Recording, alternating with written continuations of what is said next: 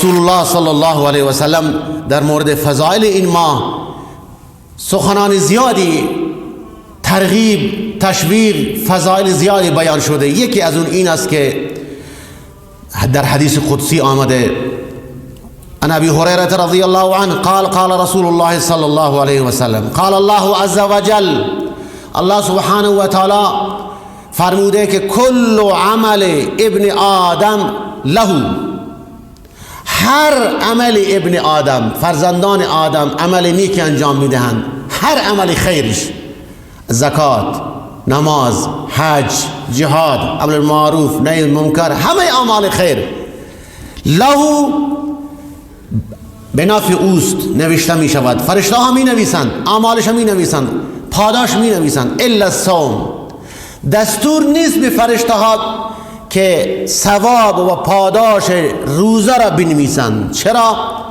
فانه لی، این چنان عمل مخفی و بدون ریا، این فقط مال من است. و انا اجزی به، من از دل او خبر دارم که پنهان، یک عبادت پنهانی است برای من نگاه داشته این روزه را. و انا اجزی به، مستقیم پاداش است در اختیار من است. پاداش همه اعمال خیر توسط این فرشتگانی که سمت چپ و راست قرار دارند، اینها می نویسند اعمال خیر، اعمال بد، اما پاداش روزه را فقط مستقیم در اختیار الله سبحانه و تعالی است. چقدر عمل بزرگی است. و صیام و جنه، این روزه ماه رمضان یا هر روزه سپری است. سپر چیه؟ سپر از جهنم، یعنی در مقابل جهنم قرار میگیرد. فاذا کان یوم صوم احدکم، کسانی که روزه دارند، روزه میگیرند، آداب روزه این است که فلا یرفث ولا یسخب، زبان خودش کنترل بکند. در ماه رمضان زبان را عزیزان من کنترل بکنیم که روزه ما فاسد نشود. چشم کنترل بشود، زبان کنترل بشود، اعضای جوارح کنترل بشوند. فإن صابه احد او قاتله، اگر یک انسان بی ادبی، یک انسان نادان جاهلی اگر درگیر بشود با یک روزداری، تربیت این است که فلیقل انی صائم، انی صائم، بگو من روزه.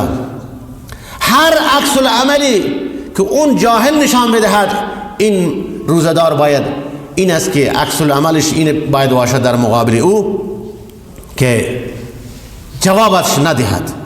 والذی نفس محمد بیده، رسول الله صلی الله علیه وسلم فرمود قسم به اون ذاتی که جانم در دست اوست، لخلوف فم الصائم اطیب عند الله من ریح المسک، اون بدبوی دهان روزدار که از معدهش بلند می شود، این نزد الله چنان محبوب است که از مشک و عنبر هم بالاتر است، خوشبوتر است.